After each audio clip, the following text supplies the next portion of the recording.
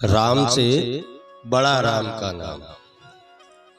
यहाँ हमारे शास्त्र हमें बताते हैं कि राम से भी बड़ा राम का नाम है। राम कथा के अंदर तुलसीदास जी महाराज ने स्पष्ट किया है कि अगर आपके पास में राम जी हैं, राम जी का नाम है, तो आपका इस संसार के अंदर कोई कुछ बिगाड़ सकता नहीं है। क्योंकि राम जी के नाम के अंदर इतना प्रभाव है कि आप राम कथा को उठा करके देखो, उसके अंदर ऐसे बहुत सी जगह बताया गया है कि राम जी जो काम नहीं कर सकते वह काम प्रभु श्री राम के नाम ने कर दिखाया है। वैसे अपने नहीं बोलते राम रामेति रामेति, उसी प्रकार खाली एक राम का नाम लेने से विष्णु सहस्त्र नाम का पाठ पूरा हो जाया करता है। एक बार जब राम कथा के अंदर लंका के ऊपर चढ़ाई की जा रही थी, उस समय आपने देखा होगा कि लंका के लिए जो पुल बनाया गया था वह भी राम जी के आधार से ही बन रहा था, राम जी के नाम के आधार से ही बन रहा था। क्योंकि राम नाम के अंदर इतनी ताकत है।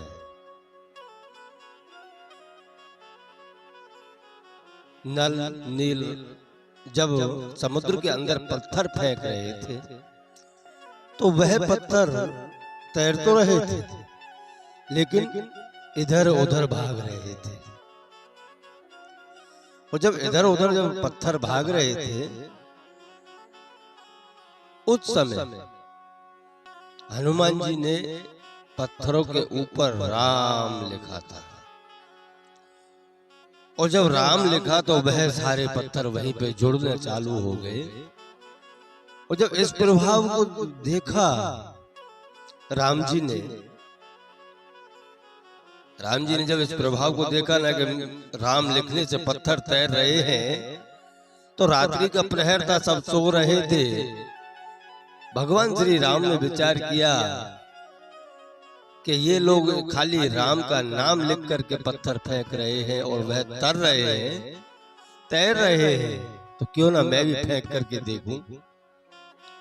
तो वहां राम जी ने भी रात्रि को जाकर समुद्र के किनारे एक पत्थर पर राम लिख दिया।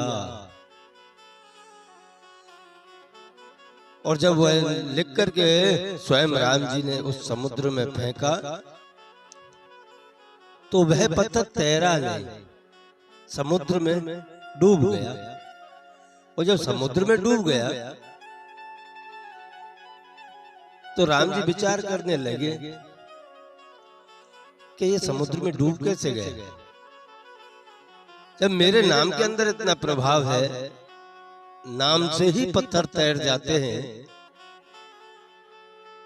तो मैं तो स्वयं हूं, और स्वयं के तैराने से तैरना चाहिए, यहां तो डूब रहा है।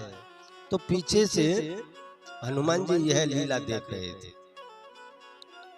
और जब हनुमान जी देख रहे थे तो उन्होंने कहा कि प्रभु, यह बात आपकी सत्य है कि आपके नाम से पत्थर भी तैर जाते हैं,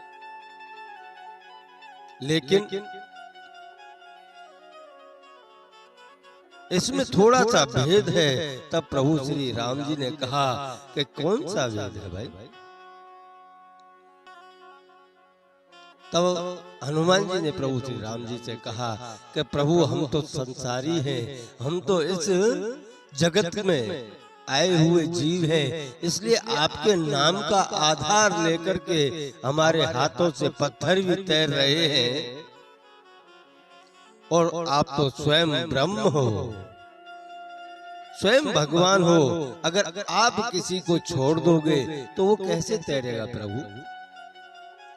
भगवान ही आपको छोड़ दे तो वह संसार सागर से पार उतर नहीं सकता, वह कभी इस समुद्र में तैर नहीं सकता प्रभु।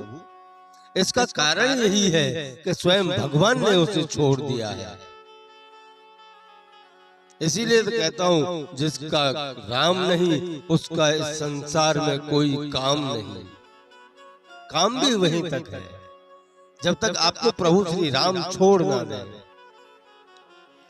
अगर प्रभु श्री राम आपको छोड़ देंगे तो आपको इस संसार से उबारने वाला कोई नहीं है। जब यह लीला चल रही थी, दूसरे दिन जब समुद्र फिर से बनाना चालू हुआ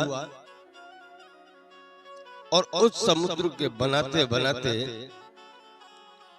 राम जी एक पत्थर पे बैठे बैठे देख रहे हैं कि एक गिलहरी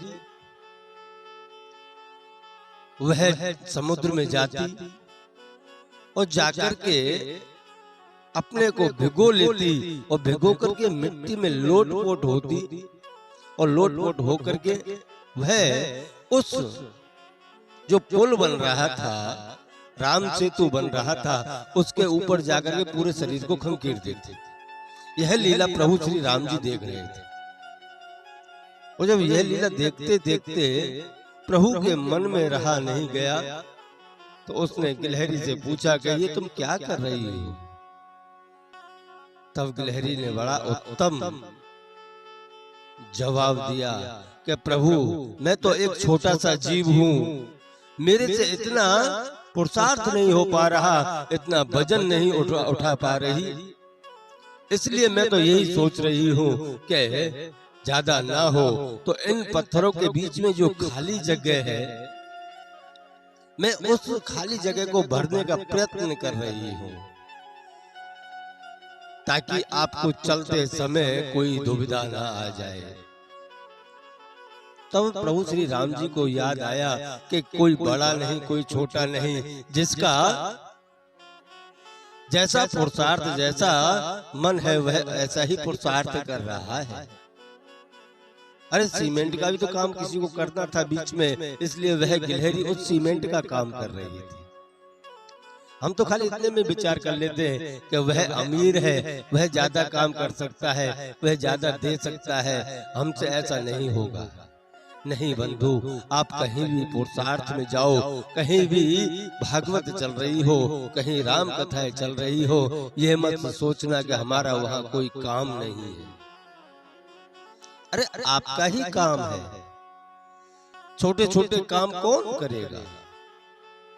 अरे हम सब मिलकर के जो छोटा छोटा कार्य करना चालू कर दे तो वह कार्य एक दिन ऐसा विशाल सेतु बन जाएगा कि जिसके ऊपर से प्रभु श्री राम जी की सेना निकल सकती है। इसलिए कहता हूँ कि आप कहीं भी जाओ, कुछ भी करो, पर राम जी को मत छोड़ो।